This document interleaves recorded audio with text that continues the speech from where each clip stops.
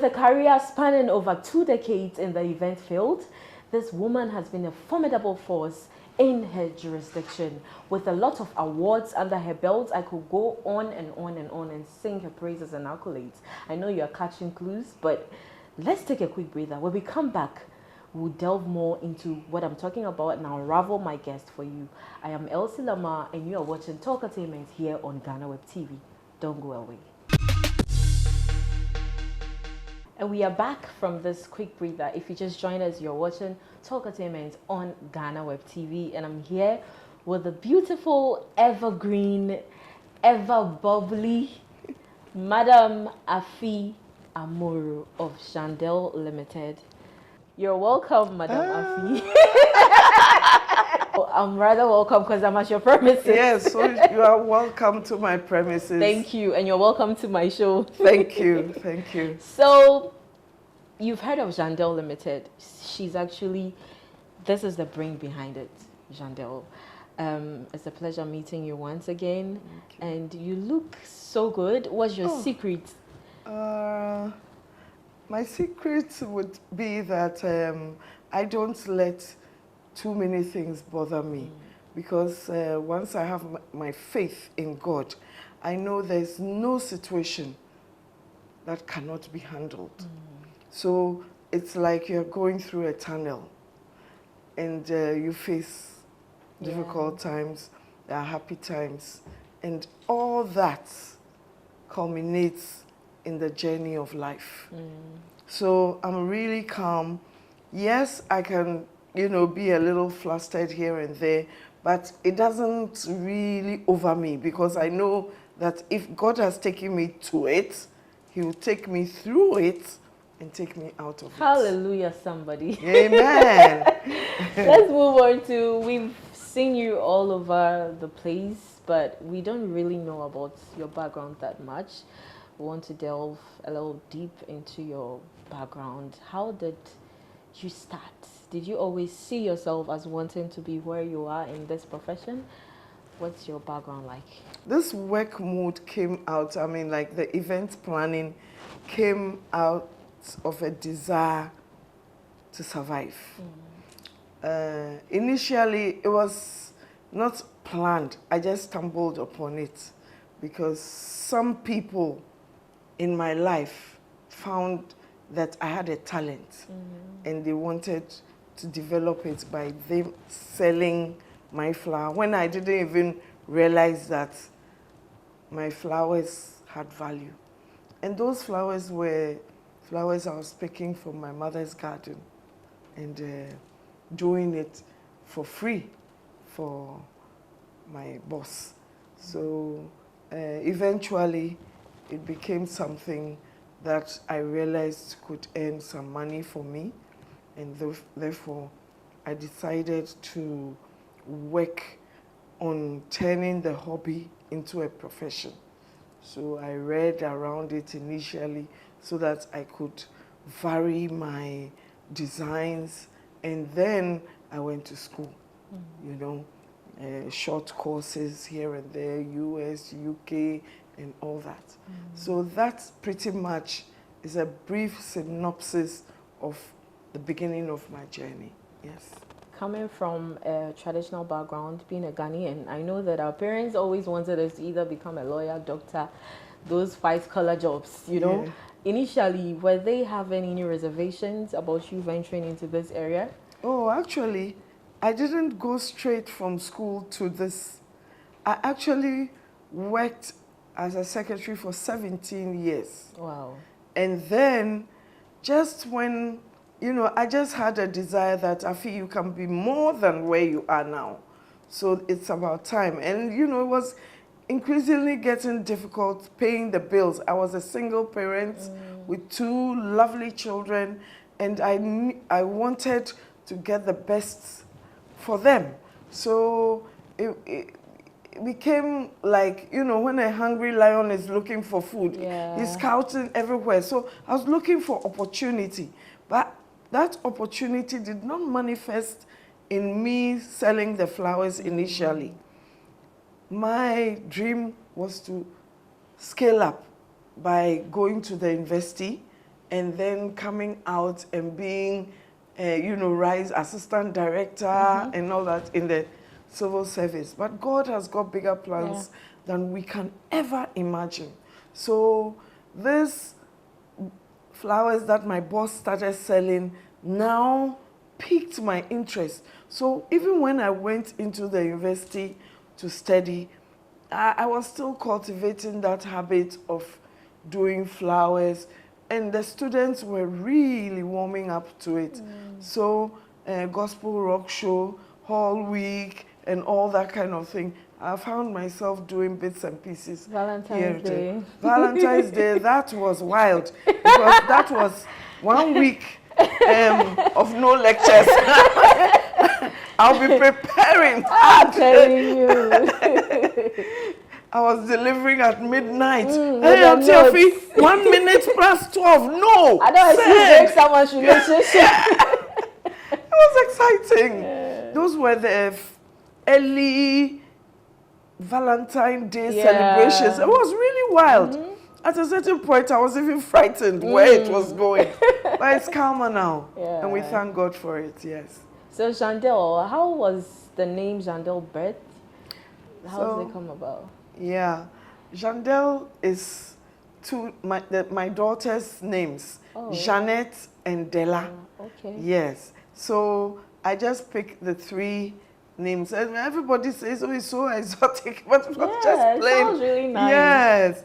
So because of how we call it Jandel, it has some kind of French flavor. Francophone accent. Exactly. Yeah. Exactly. Yes. So it was just as simple as that. Yes. Personally, I've been hearing Jandel since on radio, especially on some radio stations. Yeah. Jandel this, Jandel that. Yeah. You might have started, I think you started this business 29 years ago. Yes, 29 years ago. Who was president by then? It was J.J. Rawlings. Rawlings was there, and then I grew exponentially within the 8 years of President Kufuor's time, because then I had finished school, and I was now driving the business on my own, and then trying as much as possible to expand. And so I'd say people loved what I was doing. So I was getting more business and I was expanding my horizon. But we've talked about, we see the glitz, we see the glamour, we see all the beauty. We don't know the challenges. Yeah. Can you let people see what it takes to put these things up so they get to appreciate it more? Yeah. So initially we started as florists, just plain florists. And so people would bring their birthday orders, and that was a piece of cake when I think about what we are doing now. So basically, my concentration was on fresh flowers. So there was the difficulty of keeping it fresh and all that kind of losing money when they go bad and that kind of thing.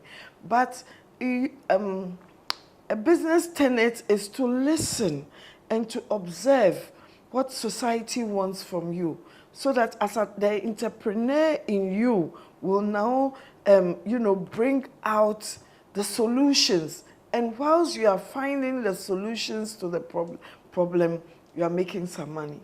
So this is how my business evolved. When I was selling flowers, then people started demanding for greeting cards. So I went down to Placito and all that, bought. At that time, Kingdom also used to have a card shop in Tema. So I'll go there, sort out all his cards and bring them to my shop. My first shop was in the Trust Towers. And then they kept asking, do you have some gifts? We want to buy a card and a gift. Oh, I said, I can get you gift. I went to gift wholesales. Anything anybody asked me, I can do. Even if you don't I didn't have the, look for I had the can-do spirit. Yeah. Even if I didn't, I even ventured into interior decoration, which I did for a long time. I walked into, you know, I saw people building just here, cocoa palm residences, just in Cantonments here. And I saw that there were uncompleted buildings going on there. So I walked in and I said, I wanted to see the managing director. And somebody said, oh, he's upstairs. Then I said, oh, is it possible to see him?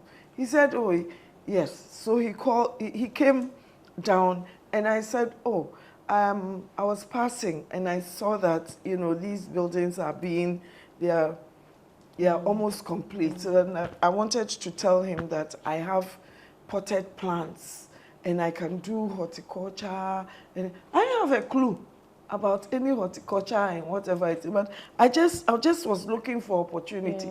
So he said, do you also sew curtains and those kind of things? I said, yes.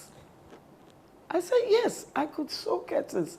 And he said, well, we need some potted plants to do a model house because we are almost done with that place, and some, you know, ministers and things were coming to visit that property. So they needed to have everything done in 3 days. So I said, oh, I can do it.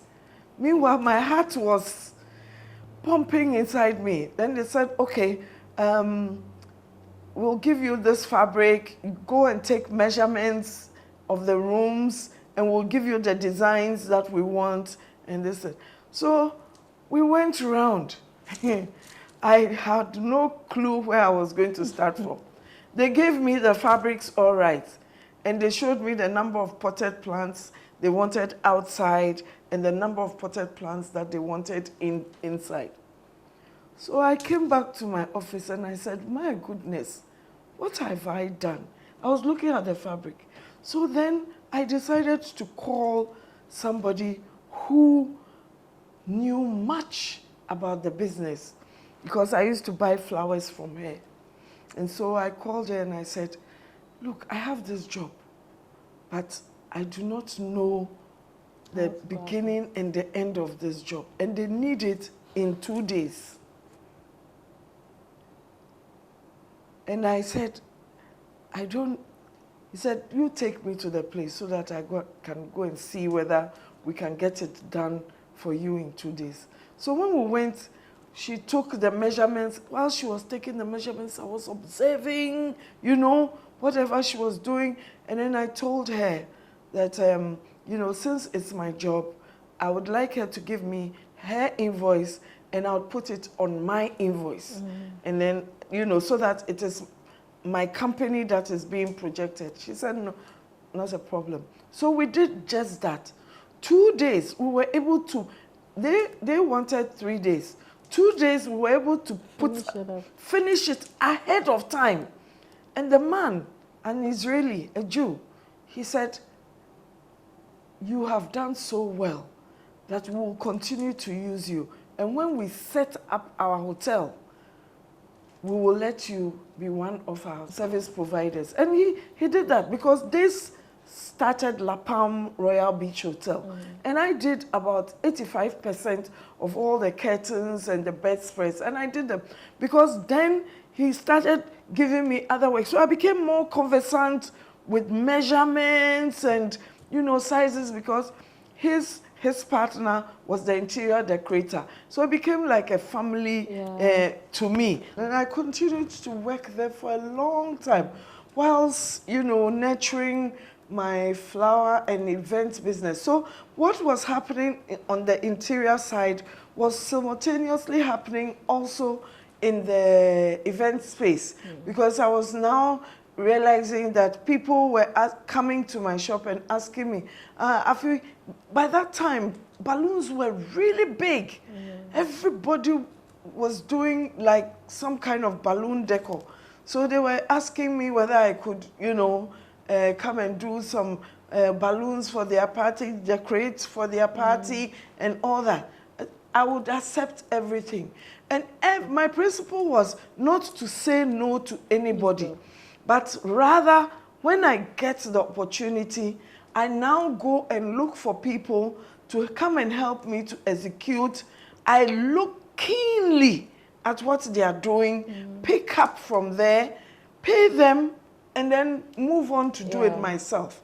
So always, those were periods of always learning and reinventing myself, from a florist to selling of cards to everything along the horticulture, along the value chain, you know. So I began to catch the eye of people in the corporate world, and that really is where my business, you know, really sprang from. I was doing quite a bit for banks and all that. And let me tell you a story, very short one. Yes, so when I started, I only had buckets of flowers in my room, and then of course the greeting cards.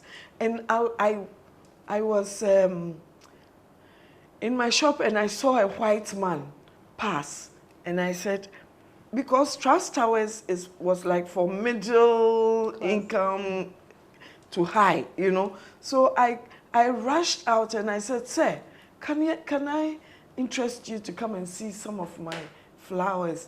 And that when it's your wife's birthday, please contact me so that I can do something for this, you know, anniversaries and this. Then he said, he came in and said, oh, these are lovely. He said, but do you see that bank over there? It used to be called a trust bank. So do you see that bank over there? He said, yes. Do you have an account there? I said, no. He said, go and open an account. And when you open the account, come to me at my head office and show me your account.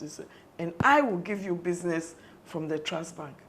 Really? I ran. I said, your boss said I should open the account. Oh, please. He said, you saw him where? He just passed here. So everybody was rolling over. They opened the account for me, and in 2 days, I took the thing. And the man kept his word to me. He introduced me to the head of corporates, and I want to celebrate them on this air today. I want to celebrate Mr. Makabrook of the Trust Bank, and then Kiki Huajetu, who was the head of corporate of the Trust Bank. And they encouraged me by giving me work. So, you know, I springboarded from there, went to Standard Chartered, then the La Palme, I was doing some work for them and all that kind of thing. So it's a mixed bag of God's grace. It can only be God's grace, because some people can start like that and flounder. But God has held me, and I'm grateful to him. Indeed, it has been God's grace. You know, the conversation is getting more interesting, but let's take this quick break. When we come back, we have more for you. You're watching Talkertainment on GhanaWeb TV.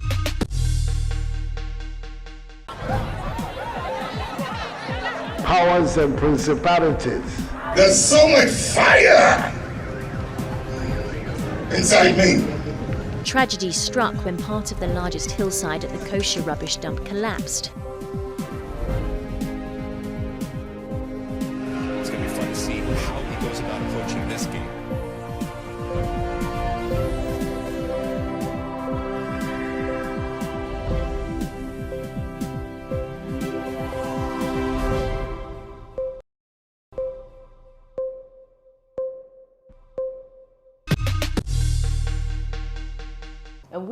And we are back. If you just joined us, you're watching Talkertainment here on GhanaWeb TV, and I'm still chit-chatting with the beautiful, ever bubbly, ever smiley Madam Afi. Before we went on break, you were giving us all the gists on everything that we didn't get to see. Today we are seeing the glory. We didn't see the tears. The hard work, yes. But are there any challenges that got you to the extent that at a point you wanted to give up? To tell you the truth, No. You had enjoyed every bit of it. Not enjoyment, but the thing was, I was driven by a certain survival mode, and that survival mode was to make this work. So whichever thing or whichever obstacle that came my way, I was only looking for solutions and not to raise my hands in despair. So because I thoroughly enjoyed what I was doing. My joy was coming from the happiness of my creations were given to people. So it was really pushing me to always look for something different. How can I think outside the box? And that was my mantra, to always do something that somebody had not done before, or to do it differently. It's so that they will say, oh, go to Afi, and she will always give you something different.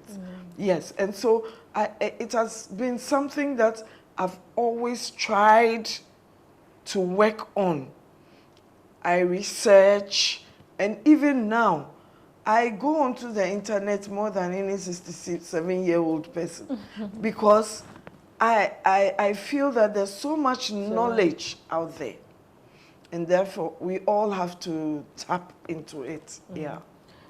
But looking at the industry at large, is there any part of it that you feel like if it's being paid attention to, or if you could get support, like extra support, it's going to help impact tourism in a way?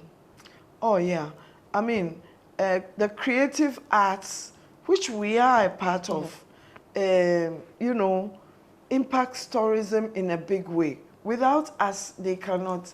I mean, for instance, an artist wants to have a concert. Who do they need? They need a planner, an event planner, to push and deliver on ambience, sound, and venue, and all that kind of thing.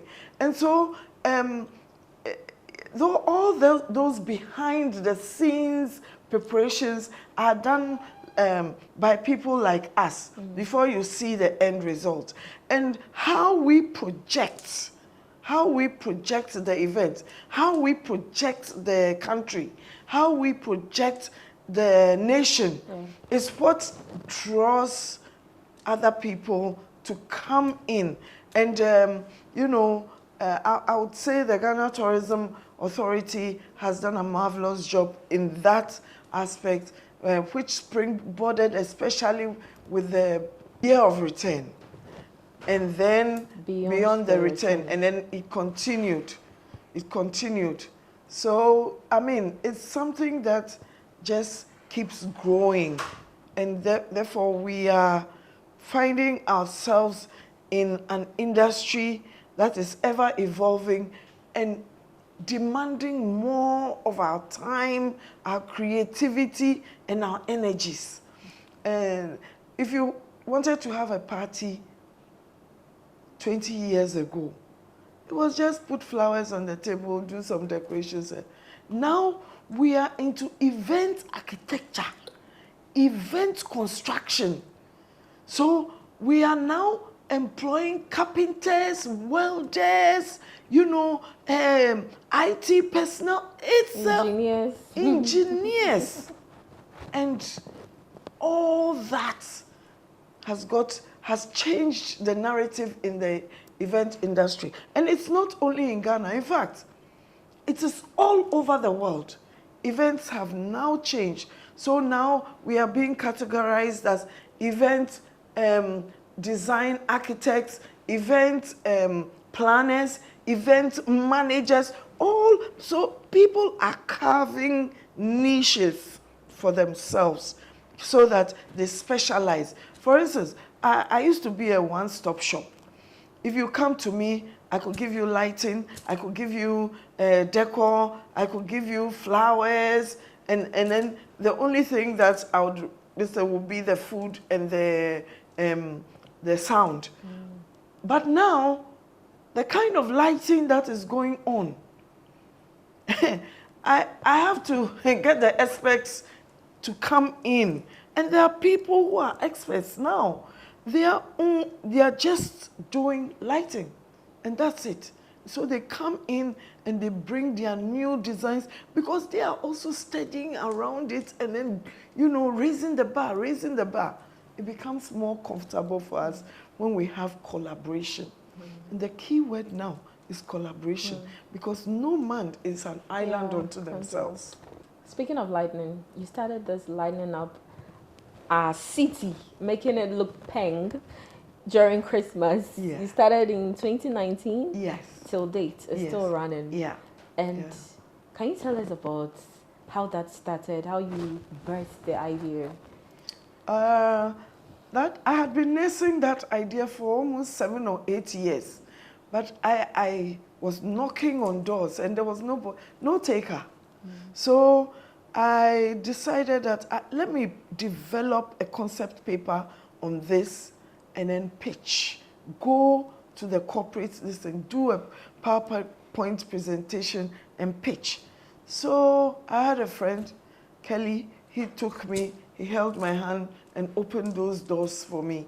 And I did my presentations to these people and they were very, I mean, everybody said, what is she talking about? What is she talking about? Because my presentation, I was talking about the economic value of Christmas, the religious value of Christmas, and the societal value of Christmas. For me, I had traveled the length and breadth of the world, and I've seen how Christmas is a big thing. I went to China in November, and they had decorated every place for Christmas. What do the Chinese care about religion? Lagos. What do they are not a religious society, but they had decked up with Christmas trees, Mary, Joseph, everything. It was there. And then you came to Dubai, a Muslim enclave, Russia, doing big things, but concentrating on lights. Because what does light give you? Light gives you hope. Light gives you direction. And so when you have light in the daytime, which is God's own light, and you have light, man-made light in the night, it's giving you that 24/7 hope and direction. You see? So I decided that I wanted to do lights for the public areas. I was not bothered really about, you know, offices and all that because I was already decorating banking halls and all that. I wanted to take lights out to the city. And I pitched that it was going to give more money to the economy because when people are uplifted, they are elated, they spend more. That's why everybody says that, well, we are spending our money and we'll nash in January. Because where the light is very strategic. Yes. Circle. Yes. And Osu is the chilling place. So when you just get there, you see that Osu will take all your money. You are going to spend. So those were the values that I was looking at, and two banks magnanimously held my back, EcoBank and Standard Chartered. But really, they did put in some money, but it was not enough to do what I had envisaged. So I decided to use my own money. So every wedding and event that we did during the Christmas, I just collected it and poured it on the streets. In my mind, I had named the Akwaje stretch, the Independence Avenue, for Christmas. I was saying, this is the Christmas Avenue. That was because I saw beautiful buildings on the left, on the right, and all that, and corporate bodies. A lot of corporate head offices were there. So I decided to decorate from Akwaje to the Ridge Runabout. And I reused recycled things, lorry ties, old cars, and you know, I went to Kokompe and then got them to scrape, and then I got my artists who did graffiti on the cars, and then we outlined the cars and lorry ties to do Christmas. I mean, it was a lot that we used recycled items to do. So, and also the big thing was that I wanted to do a knowledge transfer, because I'd been to China, I'd seen some, then bought those lights, and they had taught me also one or two things. How do you do this? So I came in with artisans. I brought them in, about 120 artisans who built, they constructed the Christmas trees, the animals. If I buy one animal, I give it to the welder. I said, replicate this. If you are able to do it, I'll say, okay, do this in this size. And invariably, all the welders, they showed up and they did what. So whatever you see there, it are things made, majority of them are made by our lovely, hard-working artisans, our electricians. And that is my pride, that I am growing Ghanaian talent.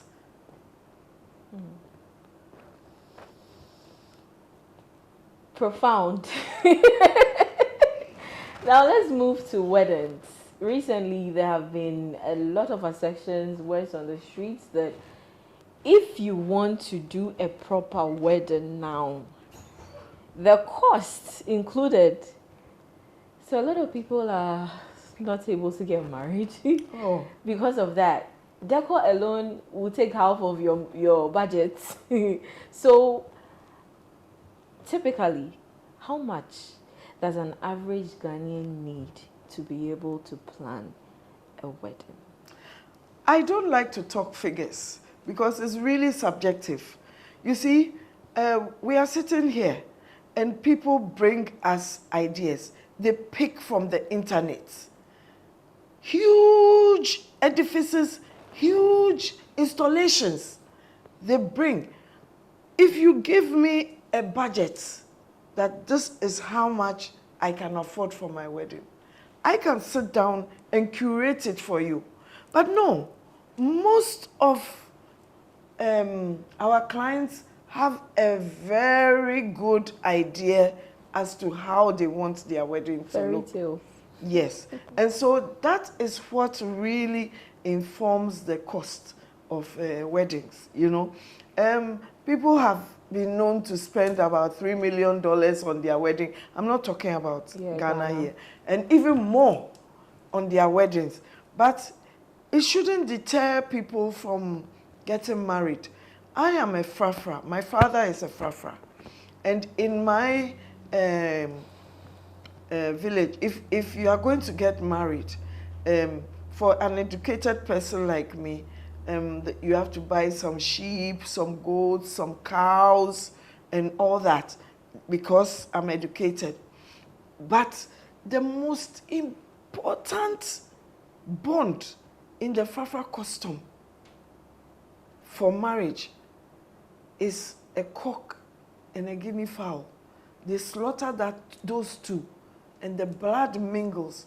So if somebody does not have any money and you just buy the cock and you are married. Wow. So I'm trying to tell you something. You understand? Yeah. Yes. The today bride and groom can do it differently, but they don't want to. They want to have, and you know, it's about the hype and how many likes they get on the Instagram and the Facebook and the TikTok and you know, it's all a vibe. And we are ready to go with that vibe. Yes. But you gotta spend the dough. That is it. So, like I said, it's subjective. So, if you come to us, we can work with you.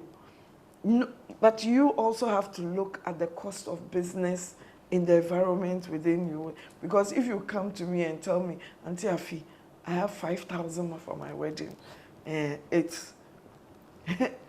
How much is the ring? Thank you. Thank you.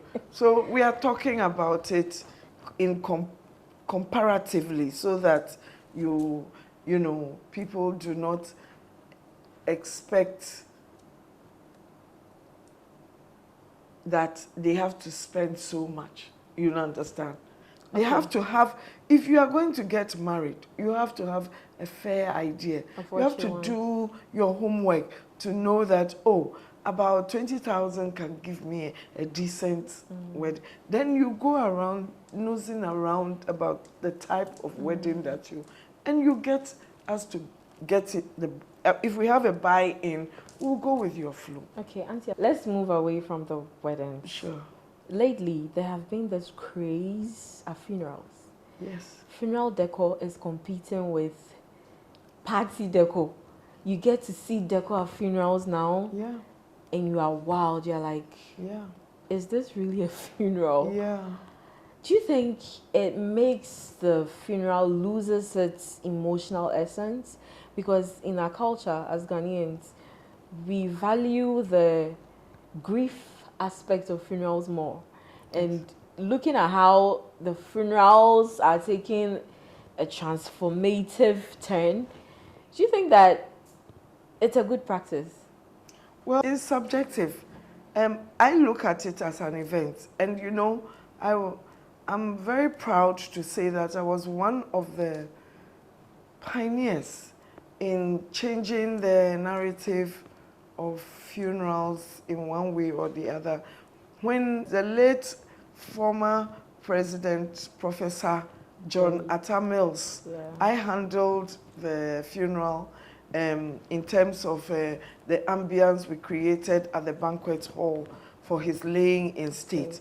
I also did that for President J.J. Rawlings. And it was something that brought a lot of eyeballs to the country. We didn't have a Bonyo party. There was nothing like that. But the solemnity and the beauty of the whole, you know, celebration of life, or the funeral to give the men their dignity was not lost. A lot of young people out there that wants to be like you. At least that's what they say. But I know you'd say they can be more than you. That is exactly it. That is it. So she can tell them something to anyone that draws inspiration from you. Yes. My dear young ones, the world is your oyster. There's nothing that you set your mind to that you cannot do. As an event planner, I welcome you into the fold. If you have creativity, hard work, and a tenacity of spirit, then this is the space for you. Now look and think and dream. Don't only dream small, dream big, and try to execute it the best way that you can. Remember, the world is your oyster, and you are a player in this world. Make it happen.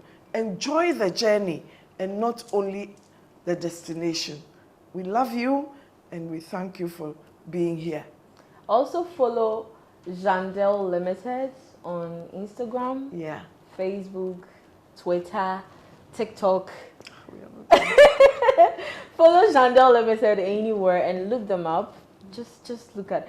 Recently I went on the page, I saw that people are really celebrating birthday parties in grand style. But hey, whatever your budget is, she has something for you. Yes. So here's where we draw the curtains on this exciting episode of Talkertainment. I had fun, and I know you had fun too.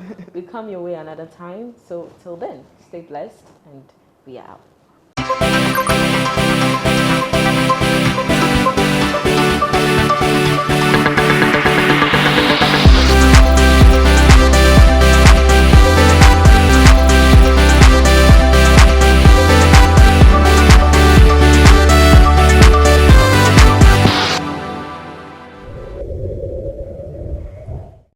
you.